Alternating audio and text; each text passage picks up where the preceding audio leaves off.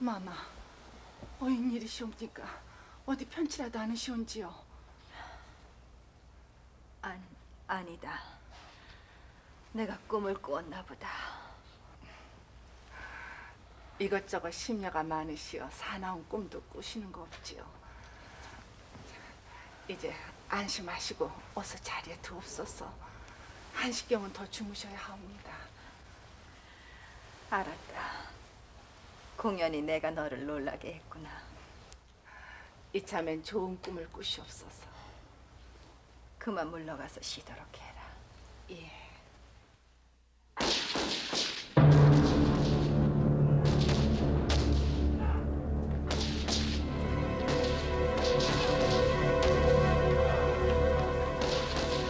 아니, 이게 또 무슨 난리냐?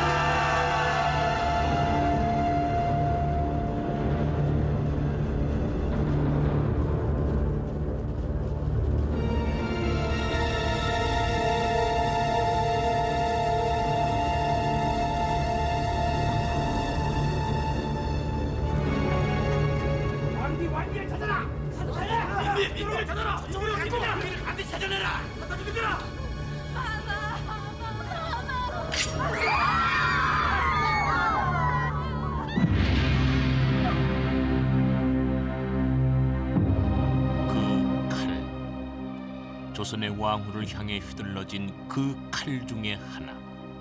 일본 낭인 후지카스 악기의 그 칼집에는 이런 글귀가 새겨졌으니 늙은 여우를 단칼에 베었다.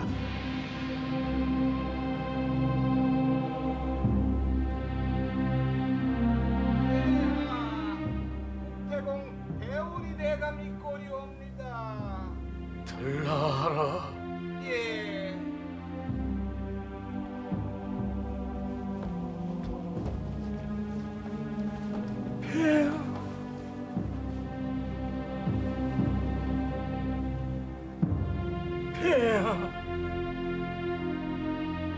그 시간 일본인들과 함께 대원군이 입궐했다. 그리고 시해 사건을 다룬 일본 법정의 2심 종결서는 이 사건의 동기를 대원군에게 돌리고 있다. 곧 대원군이 당시 무질서한 정치의 분개, 스스로 나아가 공중을 혁신할 뜻으로 일본 공사 미우라에게 은밀히 도움을 요청했다는 것이다.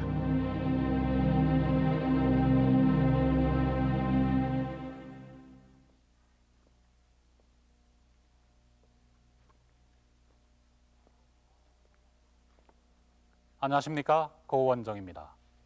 지금으로부터 99년 전인 1895년 양력 10월 8일 새벽, 이 나라의 황후가 살해됐습니다. 오늘날에 와서 우리는 그것이 일본이 저지른 일이었다는 사실을 명백하게 알고 있습니다. 그러나 일본에서는 오늘날까지도 당시 사건이 대원군에 의해서 주도되는 것이라는 설이 유력하게 받아들여지고 있습니다.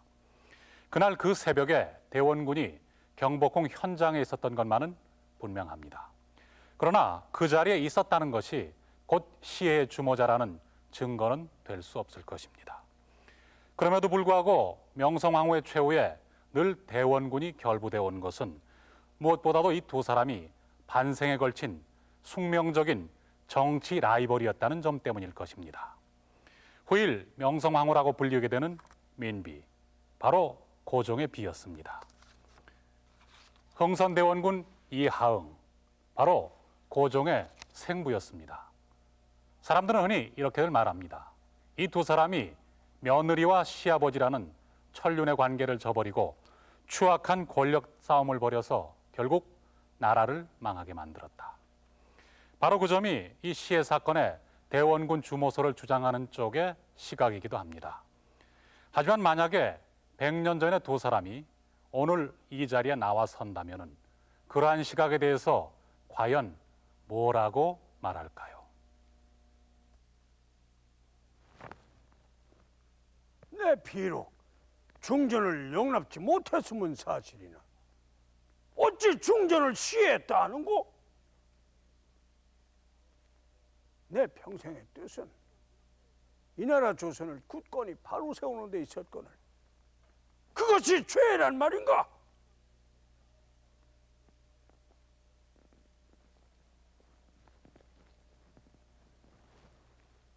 사단은 중전에게 있느니 수렴청정이 아니고는 비빈이 정사에 관여할 수 없는 것이 이 나라 왕실의 법도. 그 치엄한 법도를 어겨 이 나라 기강을 어지럽힌 것이 중전이 아니더냐? 지아비를 섬기는 것이 마땅한 지엄이의 도리. 나의 지아비는 국왕이었으며 나는 조선의 국모였느니 나라의 사정을 살펴 바른 계책을 삼게 주다라는 것이 어찌 내 소임이 아니라 할 것이던가. 주상을 위해서, 주상의 나라와 주상의 백성을 위해서 내 힘껏 보필한 것이 죄가 된단 말이든가. 내가 비록 간택되지만 않았더라도 내 운명은 달라졌을 것이다. 내 나이 15이자 운영궁의 부대부인께서 나를 부르실 때만 해도 나는 내 앞에 놓인 운명을 몰랐다. 같은 여홍민씨로서 부대부인의 일가부치가 되기는 했으나 실로 한미한 우리 집안에 비해 운영궁의 처마는 그렇게 아슬히 높기만 했거늘. 선대 철종 임금께서 후사 없이 승하하시어 내 아들 명복이 왕위를 계승한 지 이태 왕비의 간택을 서둘러야 할 때였다. 부대 부인이 천거한 민치록의 딸을 만나본 것도 그 때문이었다. 그 아이는 총명했다. 그러나 무엇보다도 그 아이가 내 마음에 든 것은 아비도 일찍 죽고 형제도 없으니 가까운 친척조차 변변치 않다는 바로 그 점이었다. 그래서 그 아이를 중전으로 간택했던 것이다.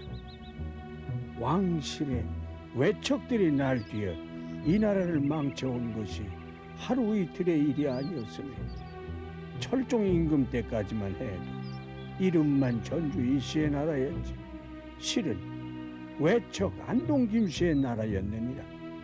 나는 그 폐단이 다시 되풀이되기를 바라지 않았다. 허면 고종 깨어서 즉위 하신 뒤 안동김 씨의 그 권세가 어디로 갔겠는가? 모두가 섭정이셨던 대원이 대감의 한 손에 들어가지 않았던가? 왕권 강화를 빙자하여 실은 대감 한 분이 권력을 전행했으니 그것을 어찌 충성되다 하겠는가? 대감은 자신이 하는 일이 옳다는 것만 믿으셨지 군신의 도리를 모르셨다. 대원이 대감 깨어서 섭정직에 앉으신 지도 언 10년이옵니다.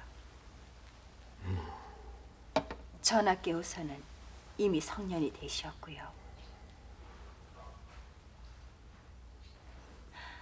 그동안 전하께서는 만권의 책으로 치세의 학을 닦으셨사옵니다. 그것이 대체 무엇을 위함이오니까?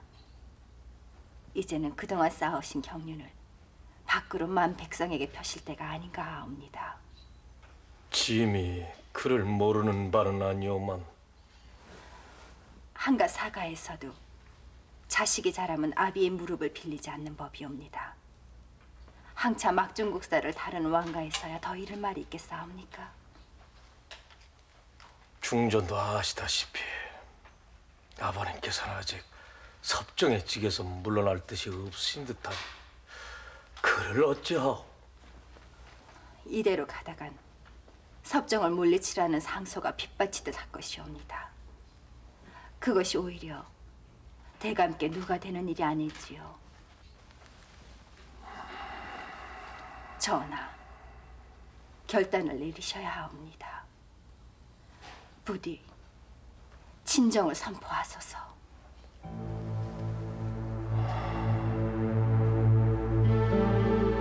그해 동짓달 초단세 전하께서는 친히 정사를 돌보시겠다는 조칙을 내리셨다. 운현궁에서 대궐로 통하는 문조차 폐쇄해버리셨다. 아들이, 나의 아들이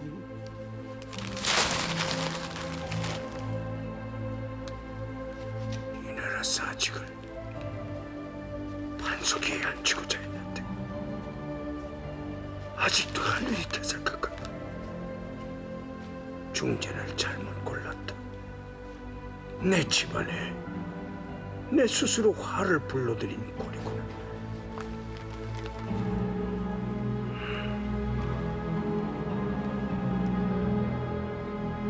섭정을 그렇게 밀어내고 중전께서 하신 일이 대관절 무엇이었소?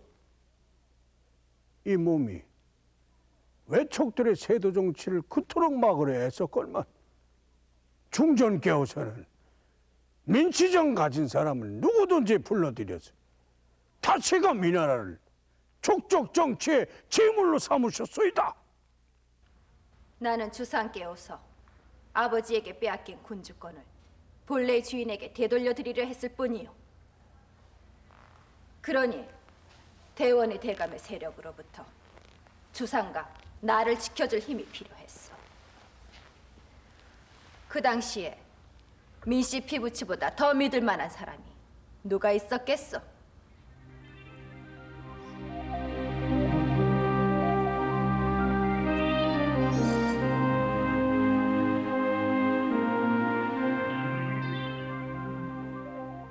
명성황후와 대원군 두 사람은 1873년 대원군의 실각을 계기로 대립관계로 돌입합니다. 당시 조정에는 민씨 척족들을 중심으로 한 이른바 민씨 정권이 들어서게 됩니다. 그것이 시작이었습니다. 명성황후 시해 사건의 진상을 파악하려면 그로부터 20여 년간이나 계속된 두 사람의 갈등의 역사를 살펴볼 필요가 있었습니다. 두 사람의 대립은 과연 철학도 정책도 없는 단지 권력 싸움 그것 자체만이었을까요? 그렇지만은 않을 것입니다. 실제로 고종 초기의 대원군 정권과 이후 명성황후를 핵심으로 한 민씨 정권의 정책을 비교해 보면은 두 사람의 지향점은 뚜렷한 차이를 드러냅니다. 그 차이는 몇 년 후 당대 조선의 현실 속에서 충돌해서 표면으로 터져 나오게 됩니다. 1882년 이모군란이 바로 그것입니다. 이모년의 후식 군졸들이 일으킨 난리는 흔히 별기군과의 차별 대우 때문인 것으로 알려져 있다. 별기군은 민씨 정권이 개화 정책의 하나로 일본의 권고를 쫓아 창설한 신식 교련병대였다. 그 교련생에게는 월등히 많은 급료가 지급된 것이 사실이었다. 반면 구식 군졸들의 급료는 체불되고 군제 개편으로 군용의 규모 또한 축소되어 수많은 군졸들이 실직 상태에 처해 있었다. 그런 상황에서 오랜만에 급료라고 지급된 복미 태반이 썩은 쌀이었던 것이 그들의 분노의 도화선이 되었다.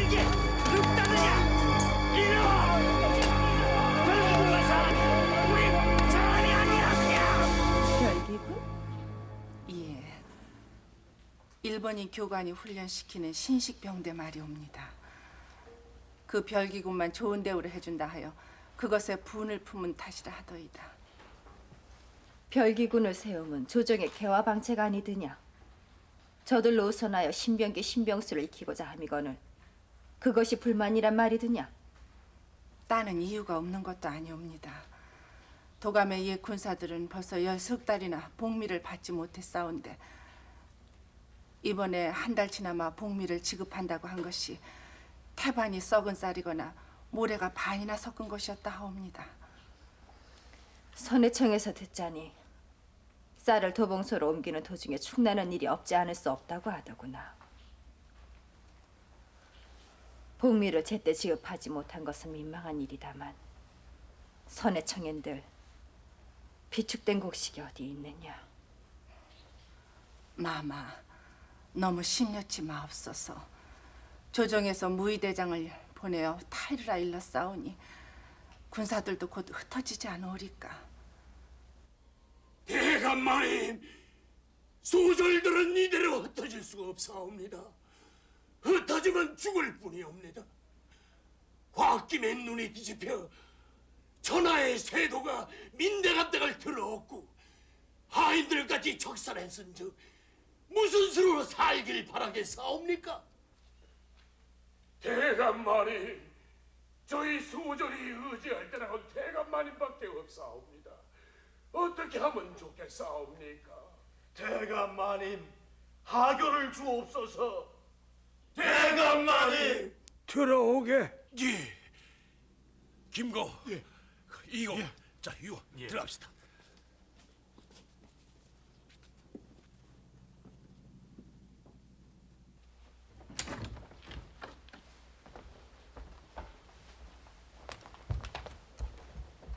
대감마님, 분하고 분하옵니다. 대감마님께서 섭정에 계실 때는 저희 장졸들을 설부치처럼 돌보셨사온데 이제는 민씨들이 외와 결탁하여 소절들을 사뭇 개밥의 도토리처럼 취급하나이다. 그렇다고 시정의 물의 배처럼 분풀이나 해서야 쓰겠느냐? 일은 이미 저질러진 법, 이를 어찌 수습해야 하오리까? 너희들의 정상을 모르는 바는 아니다. 민씨들이 권력을 잡은 지 10년도 아니 돼서 내가 채워놓은 국고를 다 탕진했다. 이자들은 아무 준비도 없이 조선의 문호를 열어 이 나라를 외의 밥상으로 만들어버렸다. 관리들은 백성을 수탈해서 제 배를 채운다 하거니와 굶주린 백성들은 어디서 한 톨 알국을 구하겠느냐? 정말 그렇사옵니다. 죽으라는 건 백성들 뿐이지요. 하나, 장부로 태어나서 일을 도모하자면 분풀이나 해야 할 일이 아닐 것이다. 정녕 나라를 위하는 일이 무엇일지 곰곰이 생각을 해야 될 것이다. 군졸들의 집단 행동은 그날 밤 무렵에는 완전한 무장 폭동으로 변모한다.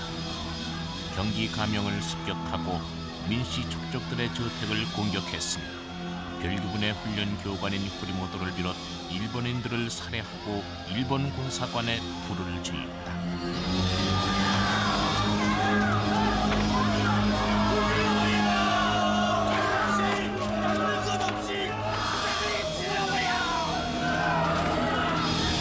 사태가 그렇게 번져간 데는 개항 이후 국내 경제가 파탄되어 백성들의 생활고가 극심했던 것이 큰 요인이었다. 개항과 개화정책에 대한 불만이 민씨 정권과 일본을 향한 공격으로 표출된 것이다. 90군데들이 부대접을 받아서 그래서 그 항의를 하는 과정에서 큰 난동으로 이제 변한 것입니다. 첫째, 민씨 정권에 대한 그 항쟁, 즉 민씨 정권이 이 갑작스러운 개항 정책을 쓰다 보니까 일본의 그 물건들이 막 들어와 가지고 물가는 오르고 봉급은 잘 안 나오고 국고는 메마르고 이런 과정에서 이제 군인들이 불평을 했고 그런 불평에 대해서 일반 민중들도 호응을 했습니다. 차라리 대원군 쪽이 낫다는 그런 생각들을 한 것 같습니다.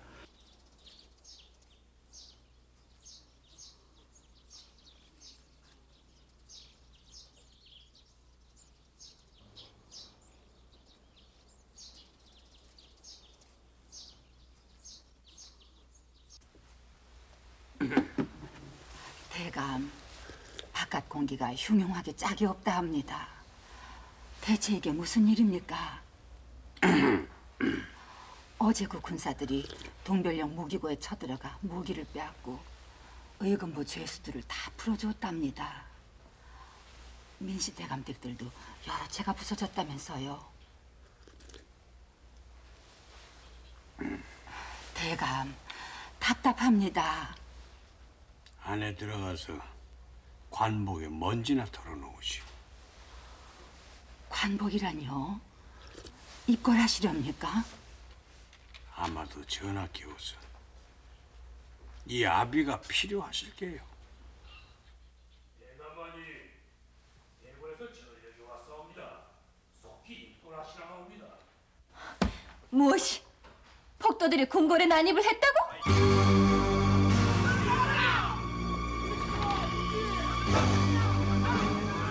마마, 저들이 오고 있나이다. 어서 몸을 피하셔야 합니다. 나더러 네 옷을 입으란 말이드냐? 황송하오나 서두르소서. 저들이 중전마마를 찾는다 합니다. 어찌하여 일국의 국모가 제 나라 백성들에게 쫓긴단 말이냐?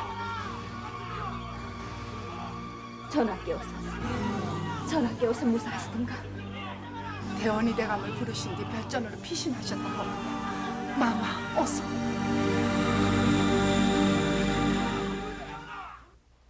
저들의 불평불만을 살피건대 지금 저들을 진정시킬 수 있는 사람은 오직 대원이 대감 한 분밖에 아니 계신 듯하오.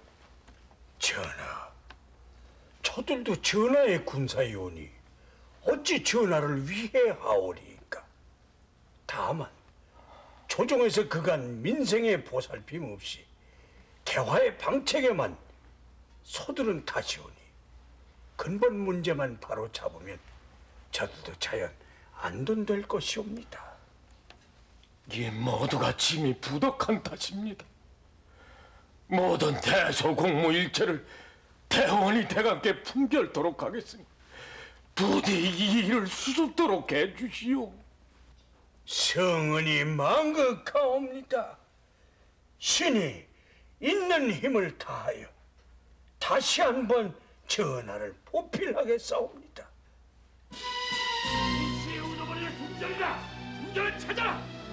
난군들의 마지막 목표는 중전이었다. 이미 여러 명의 민씨 척신들을 타살한 후였다. 민씨 정권의 핵심이라 할 수 있는 중전을 그냥 두고서는 후환이 두려울 수밖에 없었다. 무엄하오!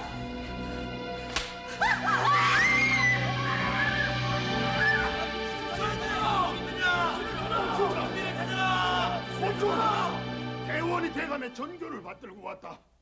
대원이 대감께서 모두들 멈추고 나오라.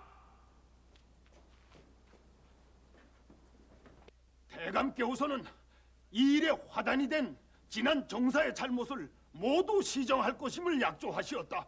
하니 이제 모두 궁궐을 물러나 군영으로 돌아가라. 중전을 찾기 전에는 못 나간다. 중전을 살려두었다간 언제 우리에게 화를 입히고 말 걸세. 안 그럴까요, 보게들? 조용히 들어라. 대원이 대감께서 정무에 돌아오심을 감축하옵니다만 보셨죠? 이제는 누구 한 사람의 명으로 저들을 움직일 수 없게 되었습니다. 가자! 뜻밖으로 대원군의 해산령도 소용이 없었다. 흥분한 군졸들은 흩어지지 않았고 그 시간 변복 차림으로 가까스로 궁궐을 빠져나온 중전은 난군의 눈을 피해 피난길을 재촉하고 있었다. 전하, 중전마마의 국상을 선포하셔야 할 것이옵니다. 중전의 행방을 아직 모른다 하나 그렇다고 어찌 벌써 이 세상 사람이 아니라고 할 것입니까? 난군들은 중전마마를 찾는다는 구실로 서안의 곳곳을 지키며 수색을 계속하고 있사옵니다. 중전마마께서 이미 승하하셨다 이르지 않고는 어찌 저들을 흩어버릴 수 있겠사옵니까? 전하, 민심이 심히 불안하옵니다. 사사로운 정보다 민심을 수습하는 것을 더욱 중히 여기는 것이 군주의 도리인 줄로 아옵니다. 그러나 장인은 치른다 해도 중전의 체백은 찾아야 하지 않겠소이까? 체백 없이 입으시던 의대로 장의를 치는 예는 이전에도 있었사옵니다.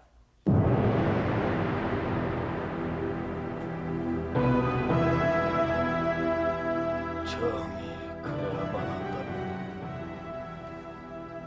그렇게 하시오.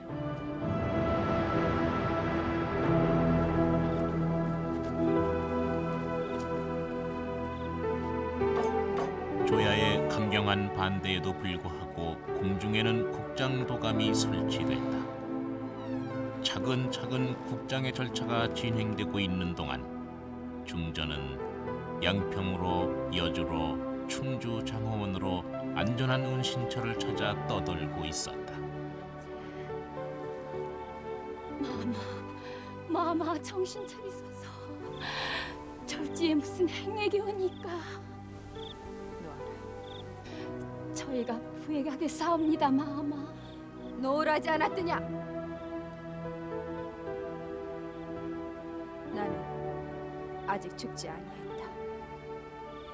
궁궐로 다시 돌아갈 때까지는 내 결단코 쓰러지지 않을 것이니라. 어서 앞장서거라. 네, 마마.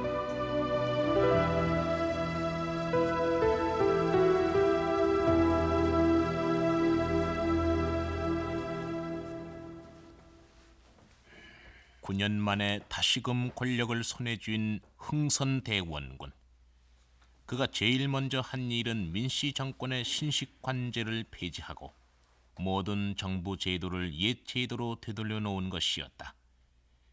대원군과 민씨들의 정책 방향은 그렇게 서로 대립되는 것이었으니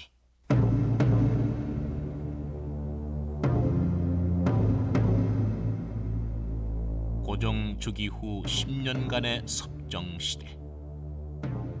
대원군은 안으로 썩은 내정을 개혁하고 세도 정치를 타파했으며 밖으로는 적사의 명분을 세워 쇄국 정책을 단행했다. 외국의 통상 요구를 일체 거부한 대신 강화도를 비롯한 연안 지방에 포대를 증설하고 군비를 증강하는 일에 전력을 다했다. 신무기 제조에도 큰 관심을 기울였다.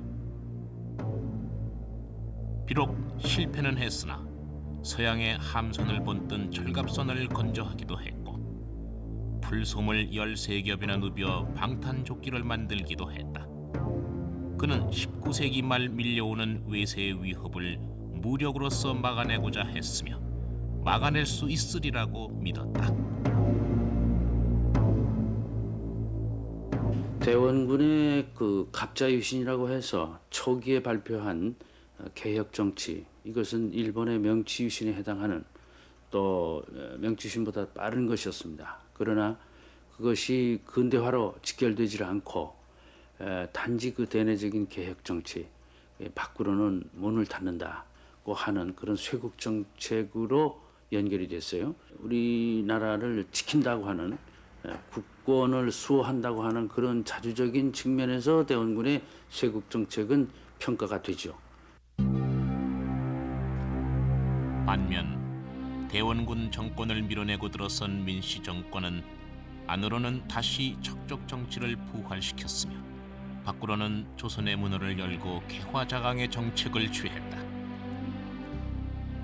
1876년 대원군이 포대를 쌓은 그 강화도에서 일본과 최초의 대외 통상조약을 체결했다. 이후 서양 각국과도 교린의 관계를 맺었다. 관제를 혁파하여 개화 업무를 담당하는 기구를 설치하고 신식교련병대 별기군을 창설했으며 청과 일본의 많은 사람들을 보내 이른바 개화 문문을 배워오게 했다. 그들을 개화함으로써만이 우리의 국익을 스스로 지킬 수 있다고 믿었다.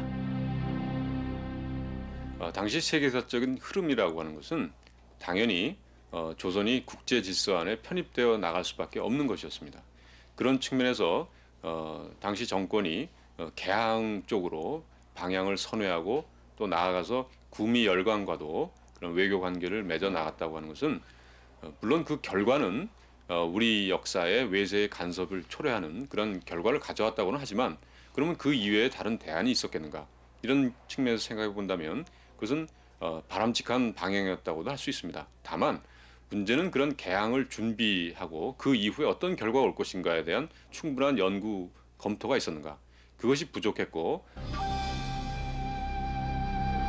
그 두 정권의 정책 방향이 맞부딪히며 분출된 사건. 그것이 바로 이모군란이었다. 굶주린 백성들의 불만이 척사론에 편승, 민씨 정권의 개화 정책에 정면 충돌한 것이었다. 일찍이 전국 각지에 세운 척화의 비석에 12자의 글을 새겼으니 그것은 그대로 굽힐 수 없는 내 의지였느니라. 양이가 침범함에 싸우지 않는 것은 화해를 하자는 것이요, 화해하자는 것은 곧 나라를 파는 것인즉 이 나라 강토를 외이와 양이에게 열어준 저 민씨들이야말로 매국의 죄인들 아니겠는가? 쇄국을 한다고 하여 언제까지 쇄국이 될 형세이드냐? 창과 칼로서 어찌 양총을 막을 것이며 범선으로 어찌 철갑선을 당할 것인가? 나라를 지킨다는 명분으로 결국은 이 나라 강토와 백성을 도륙하게 될 것인즉 차라리 나라의 문호를 열어 외국의 신문물을 배움만 못한 것이니라. 그것이 주상 전하와 나의 뜻이었다. 그러나 어리석은 백성들은 그 뜻을 헤아리지 못했으니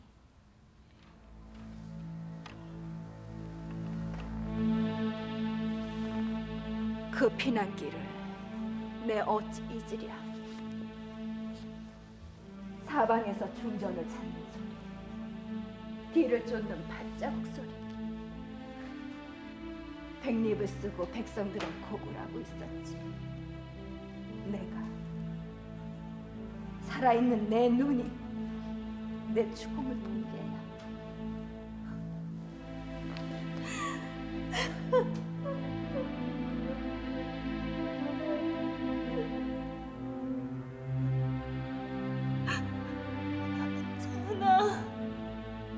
전하, 나를 버려두시나이까? 세자죠.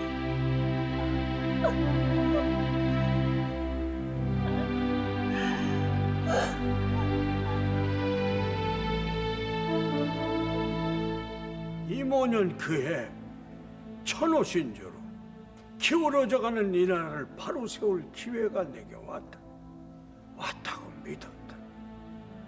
설마 청나라가 종주국의 권리를 내세워서 그 일에 관여할 줄은 몰랐다.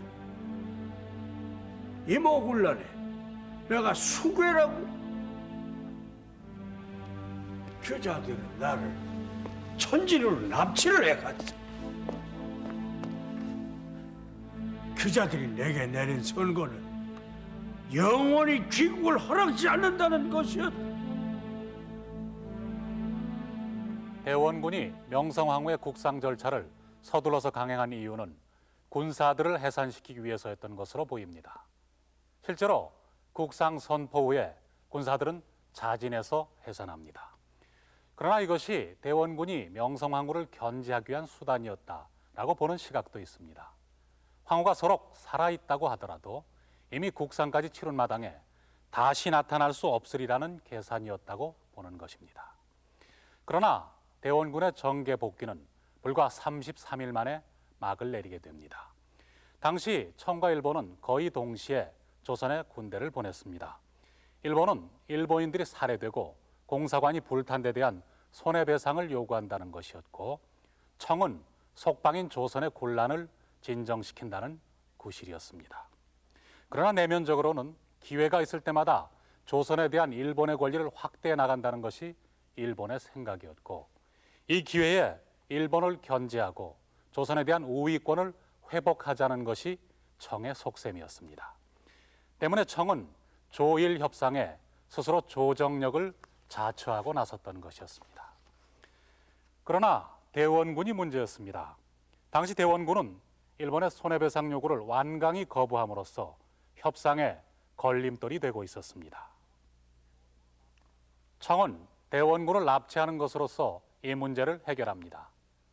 충주 민흥식의 집에 피신해서 고종과 은밀하게 연락을 취하고 있던 명성황후는 이로써 재기의 기회를 맞게 됩니다.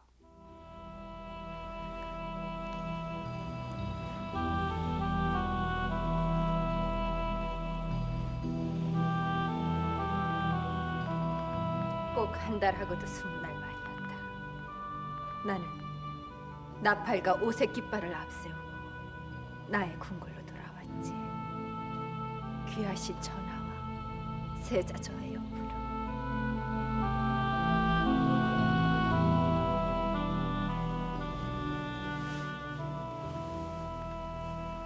중전, 그래 얼마나 고생이 많으시었소. 그저 성은의 가무팔 따름이옵니다. 그건 얼굴이 많이 상했구려. 이제 전하 곁으로 돌아왔사오니 곧 좋아질 것이옵니다. 얼굴을 다듬는 일이야 쉬운 일이 없지요. 하오나 정작 중요한 것은 국사인가 하옵니다.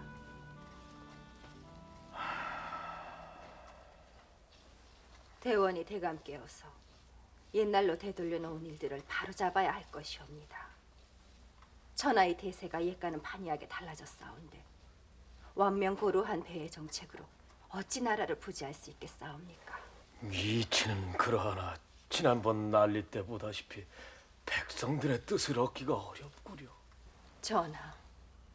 전하께서 직접 타의를 서서 우리가 이미 세계 여러 나라와 통상의 조약을 맺고 있음에 다시는 백성들이 외여 서양이여 하면서 민심을 소란케 해서는 아니 될 것이옵니다.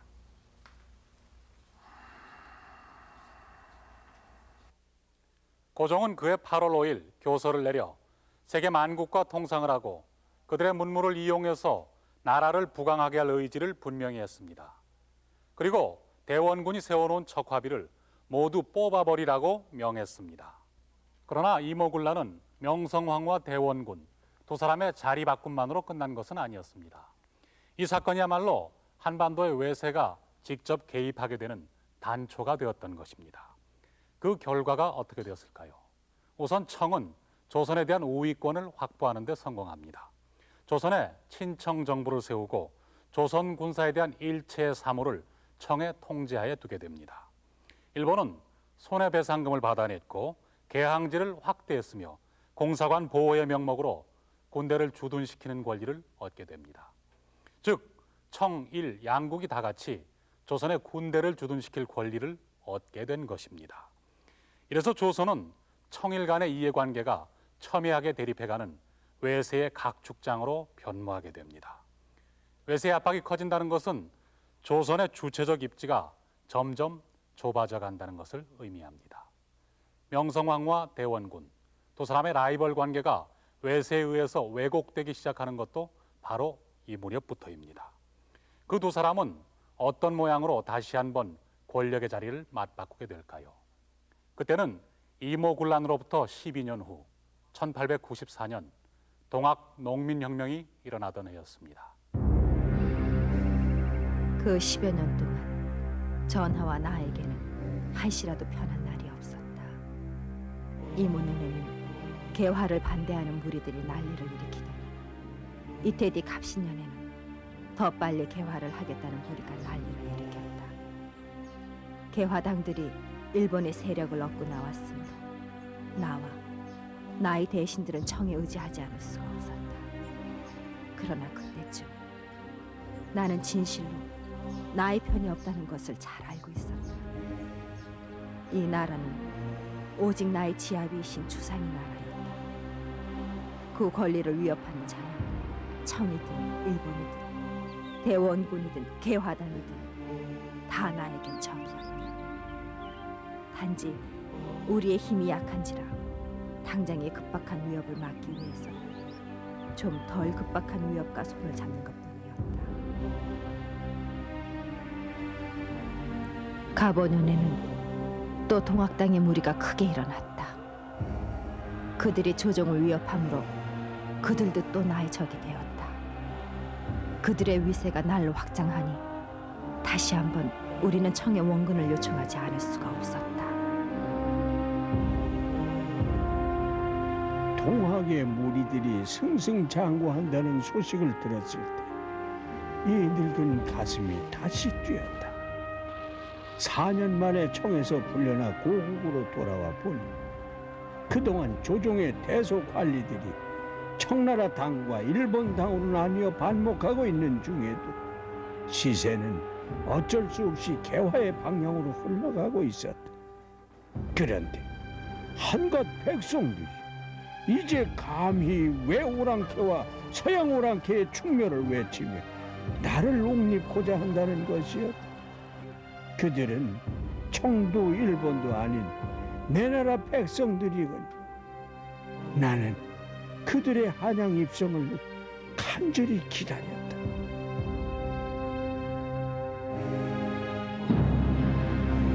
허나 민씨 정권의 요청으로 1894년 6월 10일 청의 원병이 급거 파견되고 일본도 공사관 보호 명목으로 대규모 병력을 상륙시킨다. 정작 동학농민군은 자진 해산을 했으나 조선 땅에는 청일 양국의 군대가 팽팽하게 대치하게 된 것이다. 당시 일본 공사 오도리는 병력 출수를 거부하고 오히려 조선의 내정을 근대적으로 개혁할 것을 요구하고 나섰다. 일본은 자신들이 제시한 개혁안에 시 한 가지 못 박아 시행을 강박한다.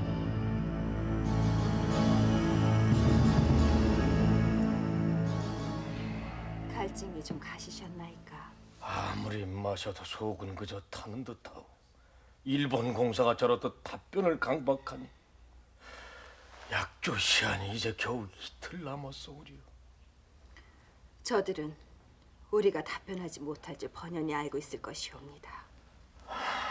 우리더러 자주고김을 선포하라는 것은 그렇다고 치더라도 아산에 주둔하고 있는 청군을 축출하라니요. 우리 군사로서 그것이 어디 단키나 한 말이옵니까? 그러니 걱정이지요. 저들은 무슨 빌미를 잡아서라도 이 나라에서 물러나지 않을 생각인게요. 일본이 그리 나오면 청인들 가만히 싸우리까? 아무래도 청은 대국이고 일본은 소국이니 설마 그리 쉽사리 덤벼들지는 못할 것이옵니다. 일본 정부는 동학난이 일어나니까 13,800명이라고 하는 대군을 동학난과는 전혀 상관없는 제물포 지역에 투입시켜 놓았습니다. 그리고 나서 곧바로 내정개혁을 요구해 나가기 시작합니다. 그 내정개혁의 골자는 한국을 그들의 보호령으로 삼겠다는 것입니다.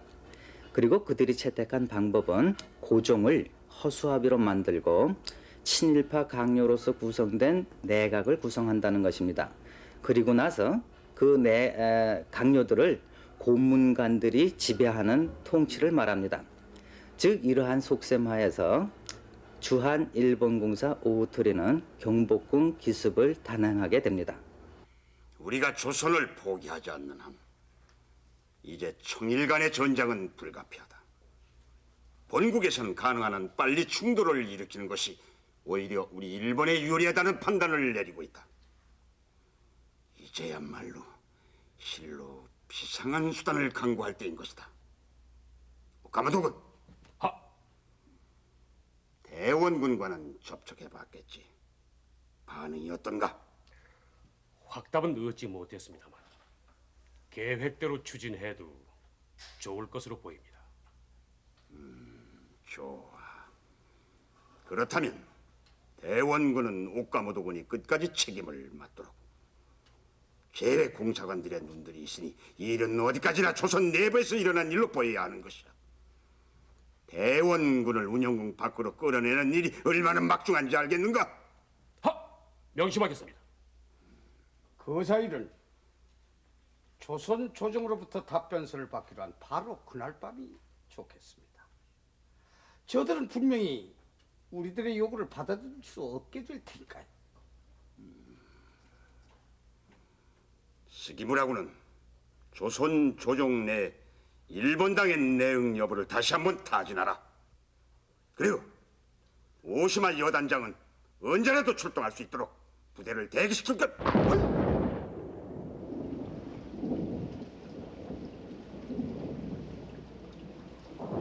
지금 조선은 민씨 일파로 해서 내정의 문란이 크게 달해 있습니다. 그럼에도 불구하고 우리가 내놓은 개혁안을 반대만 하고 있을 뿐 그 누구도 바로잡을 엄두를 내지 못하고 있어옵니다.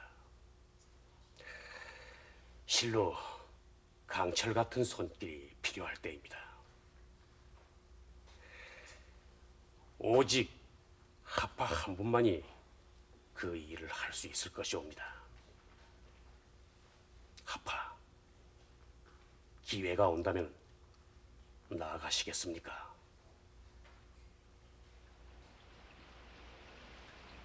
외와 양을 배척해 어찌하여 하늘은 내게 기다리는 기회는 안 해주시고 기다리지 않은 기회를 주신단 말인고.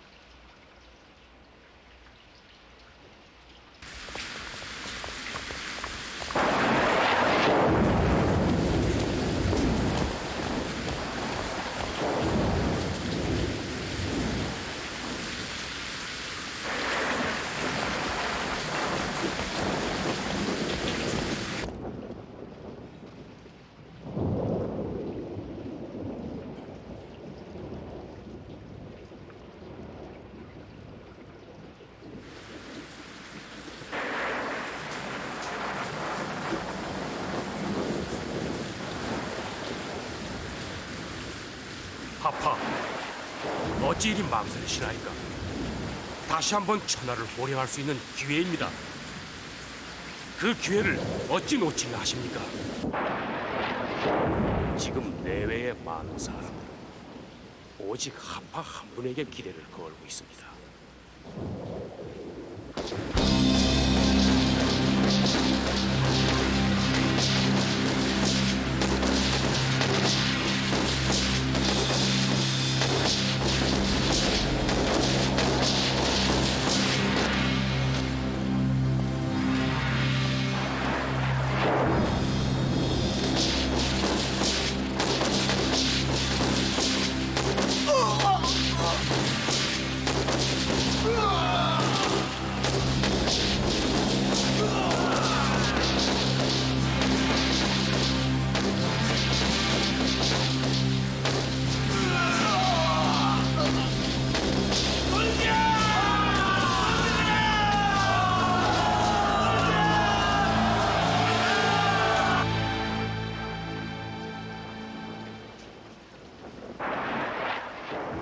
하파, 공사관의 스기무라 서기관입니다. 들어가서 하파를 배우고자 합니다.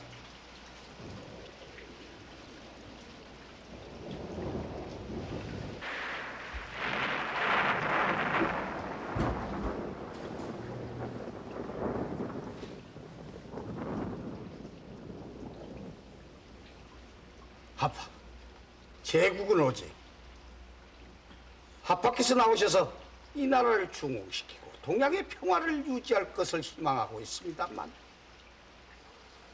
하파께서 그 막중한 대임을 거절하신다면 어쩔 수 없이 우리도 다른 방책을 강구할 수밖에 없습니다. 그리되면 조선 종묘 사직의 안위 여부 또한 장담할 수 없게 될 것입니다.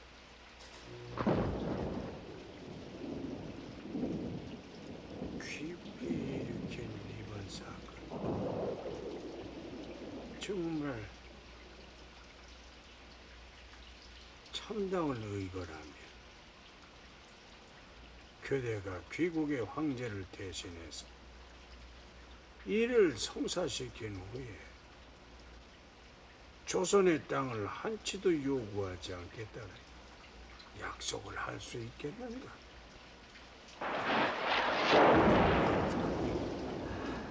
저는 오도리 공사의 사실을 놓았습니다. 오도리 공사는 일본 정부를 대표하고 있습니다. 공사를 대신할 수 있는 법이 내세는 지가 분명히 약속할 수 있습니다. 그렇다면 그 약속을 문서로 작성하라.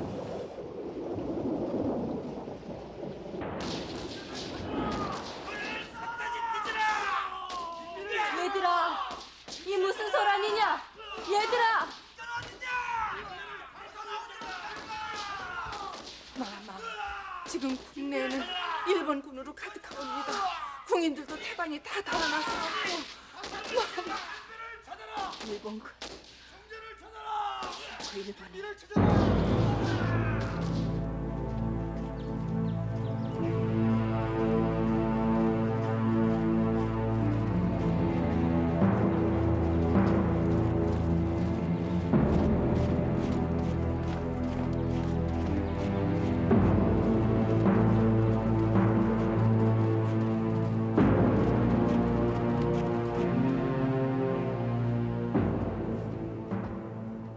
전하, 신문안들이 옵니다.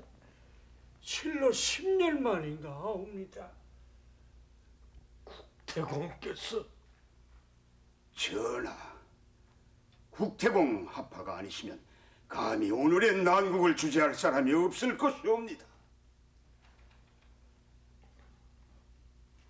알겠소이다. 국태공께서 이 별난을 수습토록 섭정의 중임을 맡아주시오. 전하, 이제부터 개혁의 과업을 추진해 나가 조선이 개화하오면 일본과 조선 두 나라의 관계는 이전보다 더욱 돈독해질 것이옵니다. 일체 모든 정사를 대원군에게 먼저 품결토록 하라.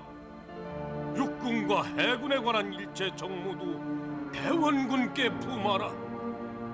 좌찬성 민영준, 전통제사 민영식, 전통제사 민흥식은 유배령에 처하라. 조정의 민씨 일파를 제거한 일본은 친일 정권을 세우고 그 핵심에 개혁을 담당할 초정부적 기구 군국기무처를 설치한다. 이것이 이른바 갑오개혁의 시작이었다. 같은 무렵 일본은 조선의 풍도 앞바다에서 선전포고도 없이 청함의 선제 공격을 감행 청일 전쟁을 개시했다. 패퇴를 거듭하던 청군은 그해 9월 16일 평양 전투를 끝으로 완전히 조선 땅에서 밀려나게 된다. 이른바 일본의 경복궁 기습 사건을 전기로 조선의 운명은 완전히 일본의 손아귀에 들어가게 됐습니다. 이것은 또 명성황후와 대원군의 라이벌 관계가 이전과는 전혀 다른 국면으로 접어들었음을 뜻하는 것이기도 합니다. 곧 두 사람 모두가 일본의 절대적인 압박하에 놓이게 됐다는 뜻입니다. 여기서 우리는 두 사람의 선택에 대해서 동시에 의문을 가지지 않을 수 없습니다. 당시 조정에서는 동학의 봉기를 막기 위해서 청의 원병을 요청했고 이것이 곧 일본 침략의 원인이 됐습니다. 어떻게 제 나라의 백성을 타도하기 위해서 외국 군대를 불러들인단 말입니까? 오늘의 눈으로 보아 그것이 실책이었음을 인정하오. 그 당시 우리가 개화를 추진했다고는 하나 그것은 어디까지나 500년 동안이나 이어온 왕조 사회의 인식 속에서였다는 점을 이해해 주기 바라오. 나에게는 왕조가 곧 나라였어. 전하와 세자 저하를 보호하는 것이 곧 나라를 보호하는 거였어. 대원군께서는 경복궁 기습 사건 때 일본에 이용당함으로써 가장 큰 정치적 자산이었던 척화의 명분을 잃고 말았습니다. 대원군께서는 정말로 권력을 위해서 자신을 판 것입니까? 나는 내가 이용되는 것이 아니라 내 스스로 일본을 이용한다고 생각했어요. 어찌 권력이 목적이 되겠소이까? 나는 일국을 경영하고자 하는 포부가 있었고 그것을 위해 권력이란 도구가 필요했던 것이오. 지금에 와서 무슨 할 말이 있겠소이까만 하나 분명한 것은 당시 왕후도 나도 그저 조용히 일본의 지배를 받아들인 것만은 아니었다.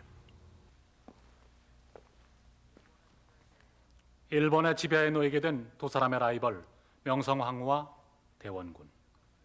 명성황후 시해 사건의 진상을 아는 열쇠는 바로 이 구도로부터 출발합니다. 전혀 달라져 버린 상황 속에서 이 두 사람은 과연 무엇을 할 수 있었을까요? 다음 주 이 시간에 계속하겠습니다.